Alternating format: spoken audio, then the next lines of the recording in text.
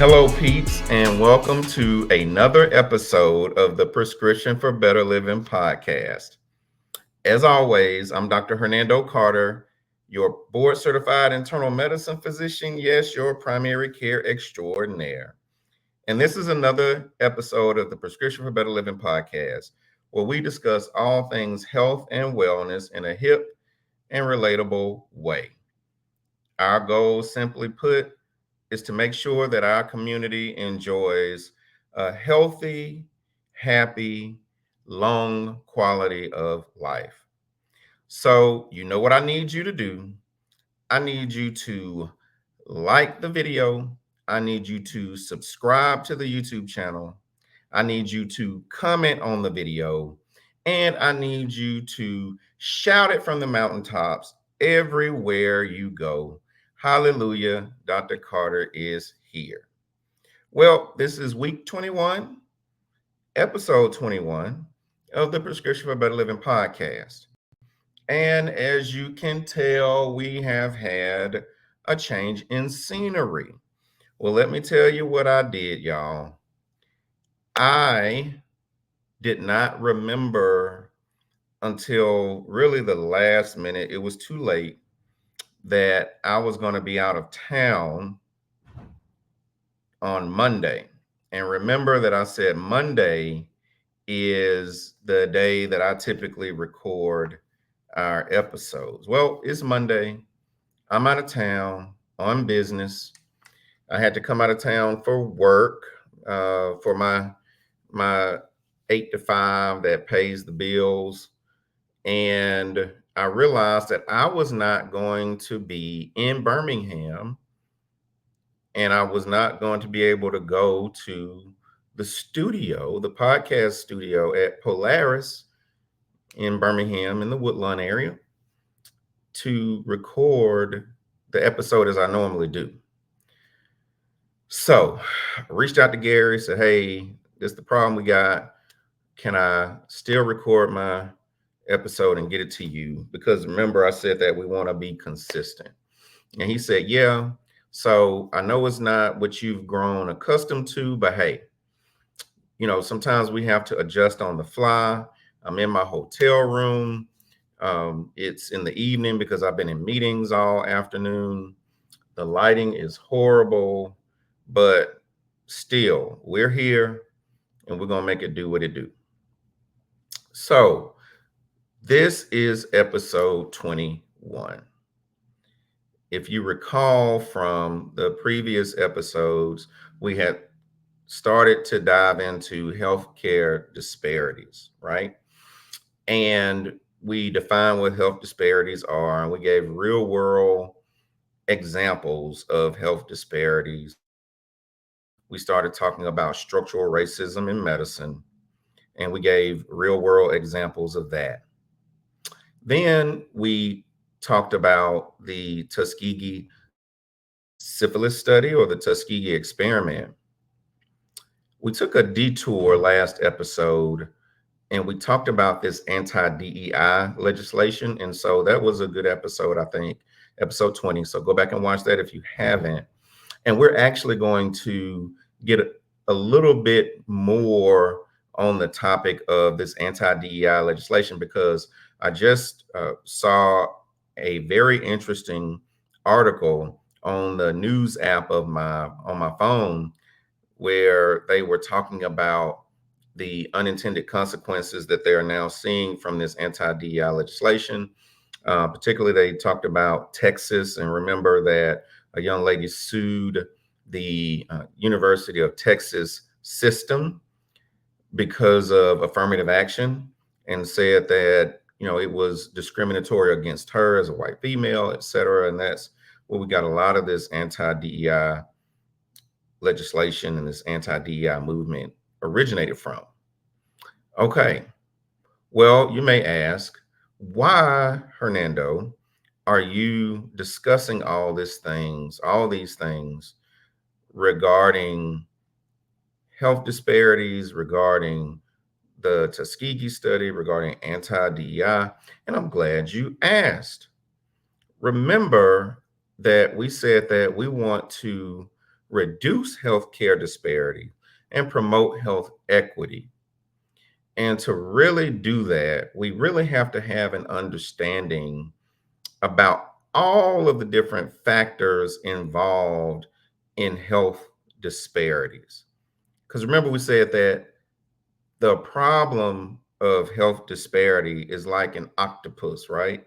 And an octopus has many tentacles. And so you can't just zero it down to one thing and say this one thing is the cause for health disparities, right? We said that the problem has many, many, many causes. And so the approach to reducing healthcare disparities has to be a multifaceted approach. It won't be a magic bullet. The plan for the solution is not one size fit all. And so we should not even try to find a one size fit all solution as it relates to healthcare disparities. We know that the social determinants of health are a major factor in healthcare disparities. And so those are things like where you live, access to internet, access to transportation, how far you are from a hospital or a doctor's office. Do you reside in a healthcare desert? Do you reside in a food desert where there is limited access to grocery stores, limited access to quality foods, healthy food choices? Because all of these things impact health. Are you living next to a source that is environmentally polluting the air and the land around your neighborhood? And we see that a lot where individuals live in an area that may be near a factory or a plant, etc. And we're finding that there have been high levels of pollutants in the soil, pollutants in the air. And if you look at the incidence of cancer in those areas, you have higher numbers of cancer diagnoses in people who have lived in those areas. Kind of like the problem that we found with lead in paint, right? Where those individuals who lived in older homes that had lead based paint were having more learning disabilities. We see that same thing in people who live in neighborhoods where they are closely located geographically to plants, right? So that those individuals had a higher number of cases of cancer, and it was like generational, right? It was like because people a lot of times will live in a generational type home, multi-generational home, where the grandmother would have cancer, and the grandfather and the mother and the father and the children. And so the CDC designated these areas as what they call these Superfund sites. And the government poured in a lot of money to clean up and then grant money to neighborhoods to try and fix this problem. So that's social determinants of health. It's a big problem. But also, we talked about the medical mistrust, particularly in our community. And so we are going down this road because we're trying to really take a deep dive into why is it that so many in our community have such a strong mistrust of the medical industrial complex. And so when we started talking about the Tuskegee syphilis study, remember that we said the Tuskegee study ended in 1972.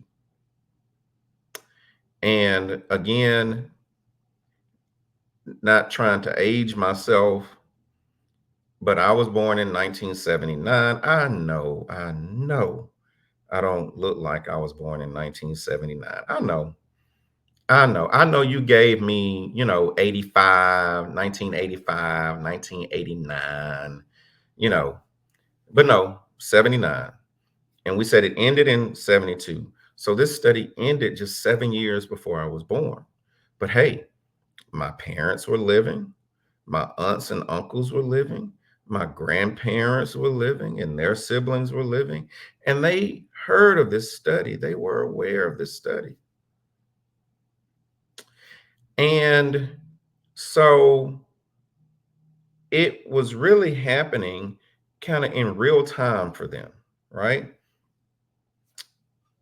And the Tuskegee study was just one example, but there are many examples down through the years of this happening. So that's one source of the mistrust. But then also personal experience. The you've heard the adage that you can't pee on me and tell me that it's raining, right? And so people know when they go into an environment, whether they, first of all, feel welcomed, right? They know whether they feel respected and valued, right? They know whether they are listened to. And so many people in our community have had such negative experiences in the healthcare system that it's already kind of jaded their ability to really be able to trust the medical industrial complex.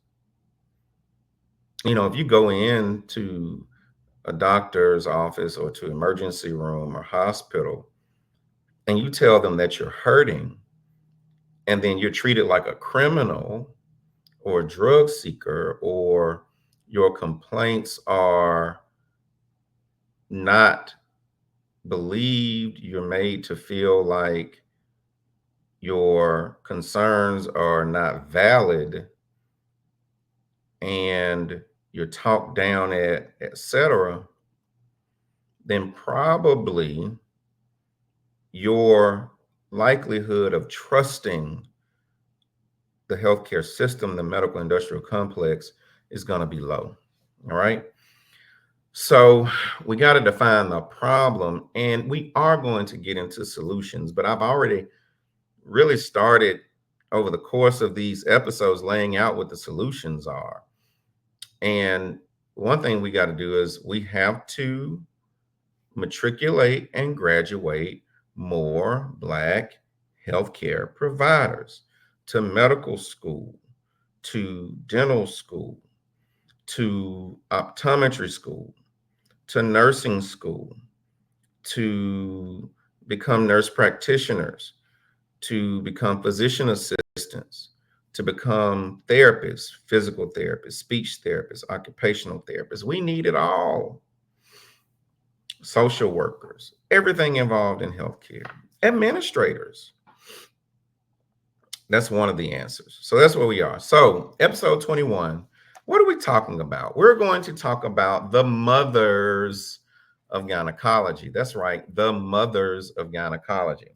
There's a website I encourage you to go to, and the website is anarchallucybetsy.org. And I'm going to spell that ANARCHALUCYBETSEY.org. That's all one word .org. It's spelled again ANARCHALUCYBETSEY.org.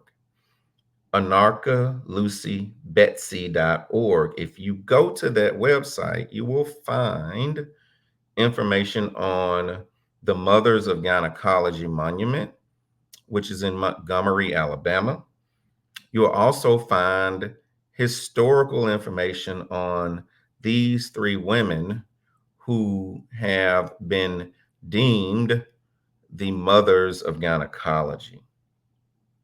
Now, there is a wonderful woman who is an artist by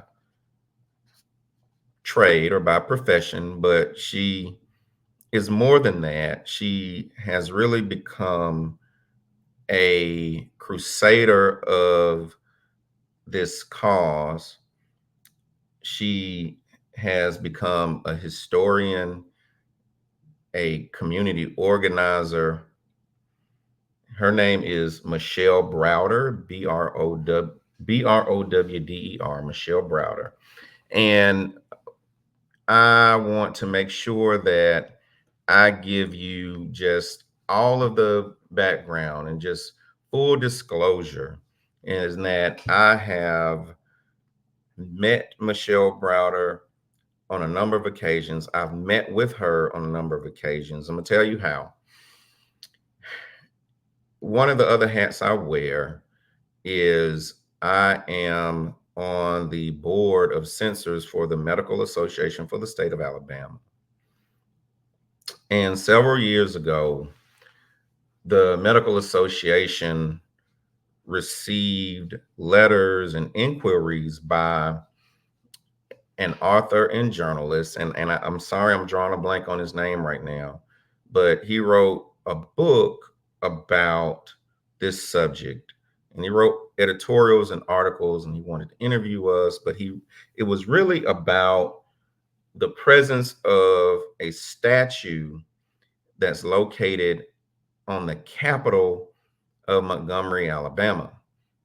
And this statue is of a physician named Dr. J. Marion Sims, who has been uh, coined as the father of gynecology. Okay. The reason why this is important and relevant is that, and you'll hear when we get into what Dr. Sims did, was that you remember around the time of George Floyd and really before George Floyd, do you remember when the pastor and a lot of the patrons of Mother Emanuel AME Church in South Carolina were killed after letting in a white citizen into Bible study? He was welcome. It's a house of God. It was Bible study. They were having Bible study. Young white man comes in and sits through the Bible study and then proceeds to perform a mass shooting and kill a lot of those individuals. I believe it was 9. Don't quote me on that. But there was outrage, right? And then that was connected to because he had a racial motivation behind his act, that heinous act of murder, mass murder. He wanted to start a race war. He had images of a Confederate flag and et cetera. And so there was this movement about uh, you know taking down the Confederate flag around these capitals around the South that still proudly fly the Confederate flag. Um, there was also this movement about taking down these statues of all of these Confederate war veterans, these statues that were on state capitol grounds. And so that was the kind of connection to Alabama because Dr. Sims, again, experimented on these enslaved women, and his statue is on the state capital of Alabama, which is Montgomery, Alabama. The way the Medical Association got in it was the Medical Association way back when, way before I was born, uh, um, donated the statue and it was placed on the Capitol grounds. Well, a backlash response to the movement that was happening around the country at the time after the people that our brothers and sisters at Mother Emanuel were assassinated. The response by some southern states, my state of Alabama, was to create legislation that made it illegal to take down statues and monuments that were erected um, uh, before a certain time. It was deemed like the Historical Monuments Act to protect those. And so you have pretty broad agreement now amongst um, healthcare organizations that even the medical association, that statue needs to be removed, but we have a law that's saying you can't. Well, Michelle Browder, as a part of her movement, is advocating that the statue of Dr. Sims be relocated from the state capitol grounds to the grounds of the Mothers of Gynecology um, monument. Okay. So there's a lot of moving parts, and Michelle has a book on the Mothers of Gynecology. Again, she didn't talk to me. She doesn't know I'm doing this episode. She didn't pay me to shout out um, her work, but I think it's important work. So visit that website. Again, it's anarchaluzybetsy.org, ANARCHALUCYBETSEY.org. And you can buy tickets to visit the Mothers of Gynecology Monument, where we pay homage and respect to these women and the sacrifice they made. You can donate to the cause, etc. And you can read more about the history. But let's get into it. The Mothers of Gynecology. Well, before we talk about who the Mothers of Gynecology were, we should talk about who Dr. Sims was. So, Dr. Sims was a physician, he was a surgeon. He was born January 25th, 1813 in South Carolina. He died December 13th, 1883 in New York at the age of 70. He was educated in South Carolina, medical school and his training, and he became particularly interested in correcting a um, defect in women who had undergone prolonged childbirth. And that defect was called a vesiculovaginal fistula. And a fistula is a connection that shouldn't exist between two things, two body parts. So in this case, there was a fistula that was developed between the vagina and the bladder, and it caused all kinds of problems, as you could imagine. Just imagine that there was a unnatural connection between, your, urinary system and your vagina, and you were constantly leaking stuff, leaking urine, leaking stool, etc. So he got heavily involved in how to fix this problem. So the problem is that enslaved women, right, were often overworked, they were malnourished, and so they developed a lot of times conditions that made it, more difficult for them in childbirth. Also, remember, slavers, enslavers were breeding enslaved men and women. And so a lot of times these young enslaved women, these young enslaved girls, as soon as they were able to, as soon as they had gone through puberty, they were subjected to having to undergo sexual intercourse. And when you're younger, right, and you're malnourished and overworked, um, your body, in terms of giving birth, the birth canal, uh, you may just have more complications. And so these young enslaved women were sometimes in labor for 3 days or more and couldn't give birth. And then after they gave birth, they developed this problem of the vesiculovaginal fistula. So the way Dr. Sims involved in this, he had kind of moved to town after moving from South Carolina. Um, After the death of a couple of his patients, he moved to Montgomery, Alabama. And Anarcha, who was one of the enslaved women, there were three: Anarcha, Betsy, and Lucy. Anarcha had undergone prolonged labor, and an enslaver heard about Dr. Sims, had moved to town, that he was a surgeon, and sought the help of Dr. Sims to deliver this baby. And so Dr. Sims in 1847 encountered a pregnant Anarcha who was 17 years old, who was malnourished and had rickets, and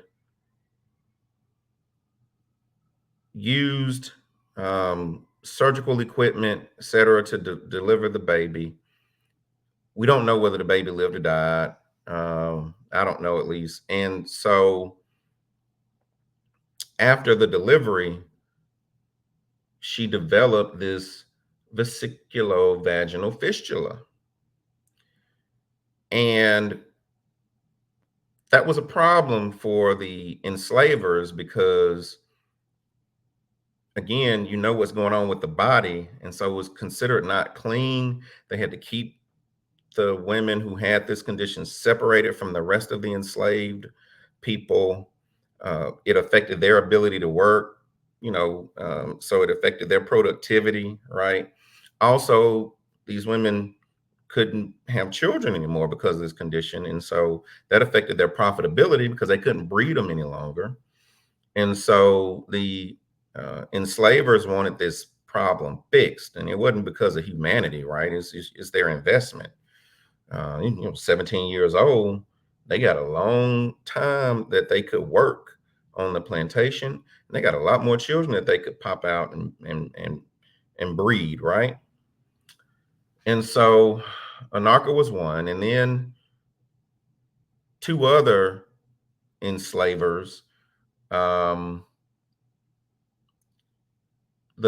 gentleman who was enslaving Lucy and the gentleman that was enslaving Betsy, brought them to Dr. Sims, saying, "Hey, we heard you working on this problem, right? Work on it for us, for our person." Now, to be fair, I'm sure that these women, Anarcha, Lucy, and Betsy, did not want to have this condition, right? I'm sure they didn't want to have you wouldn't want to have a vesiculovaginal fistula. But the ethical dilemma is that they were enslaved and therefore they did not have any rights. And so therefore they could not consent to any kind of surgical procedure. So this was done without their consent. Also, this was all experimental, right? He was trying to work through this problem of how to fix it. Remember, we talked about in previous episodes how when you now participate in studies and research, you have to be given informed consent. There's a IRB, Internal Review Board, that oversees and makes sure that there are no ethical concerns. We talked about first, do no harm. And if there's harm, the study is stopped early. If there's early benefit, the study is stopped early, et cetera. But none of this stuff, right? Also, these women were not given anesthesia. So they were operated on. Surgery was being performed on them. and they weren't given anything for anesthesia or pain. Now, anesthesia as we know it today did not exist, right? There was no propofol or fentanyl or Versed, but they did have some stuff. They did have opium that they know dulled pain. They had nitrous oxide. That was a form of anesthesia. So, like when you go to the dentist and they give you laughing gas, they had that. But none of these women got that. And they were operated on. In 3.5 years, Anarcha underwent the most surgical procedures. She underwent 30 surgeries in 3.5 years with no anesthesia. And he published these studies. So here are the dilemmas. They were enslaved women from plantations in and around Montgomery, Anarcha, Lucy, and Betsy. They were experimented on by Dr. J. Marion Sims in the 1840s. Now, he figured out how to fix this problem, but think about the ethical cost of this. He experimented on enslaved women who could not consent, gave them nothing for pain. He published his studies in medical journals. He eventually became the president of the American Medical Association, and he became known as the father of gynecology. And he also invented other surgical instruments based off of this work, the Sims speculum, etc., certain positions and other procedures that he created. And so this is still a very kind of volatile topic, even in the house of medicine amongst physicians and surgeons, because there were generations of surgeons who were trained to really honor and respect and venerate this man because of the surgical advances that he made, right? And, it was said that these women had this horrible condition. He did not give them the horrible condition, and he was trying his best to help them. But again, enslaved women who could not give consent, who were not given anything for pain or anesthesia, who, for all we know, just suffered greatly under this man. And he didn't really think that this procedure was very painful for them. But you imagine somebody putting speculums and retractors and scalpels in your perineum, in your genitalia, and tell me how little pain there is there. I tell you, I had a catheter. I had a car accident back in 1998, and I was a trauma. I was bleeding internally. Got me to the ER, and they had to put a catheter in right there before surgery while I was still awake. And that was some of the worst pain I ever felt in my life. Okay. And we're talking about just a catheter. Okay. But this is speculum and scalpels, etc. Again, if there's a fistula, which is a connection, guess what you got to do? You got to disrupt that connection. Well, how do you do that? You got to cut it. It's cutting involved. Nothing for pain. But there's a whole generation of surgeons that, they're still alive. They're older, they're still alive. And so when we started talking about this as a medical community, there was like two sides. There was two sides to this, right? Two sides to this. And one side, they were like, look, he did nothing wrong. And y'all trying to, tear down this good man's reputation, the father of gynecology. And then there was the other side, like, no, we got to reconcile with this now. We got to talk about this, and we can't just gloss over this wrong that was done. We have to acknowledge it. And we're still in that battle now on other things, right? When we talk about this legislation, anti-DEI legislation that talks about getting rid of divisive topics or not covering divisive topics. I mean, it's still there. But this is just another example. So we talked about Tuskegee. We talked about now the mothers of gynecology, which that's what Michelle Browder is calling them, Anarcha, Lucy, and Betsy. Because really, Sims got the credit, but these women made the sacrifice. It was them who underwent procedure after procedure after procedure with no pain medicine, no anesthesia. He perfected his technique on them and countless other. These are just the ones we know about because he wrote about them in his studies. But there are other unnamed enslaved women.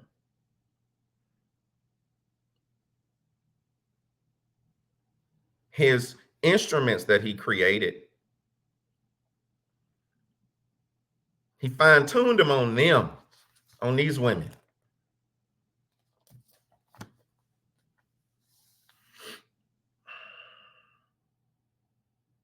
And so this is some of the hard history that we have to discuss when we talk about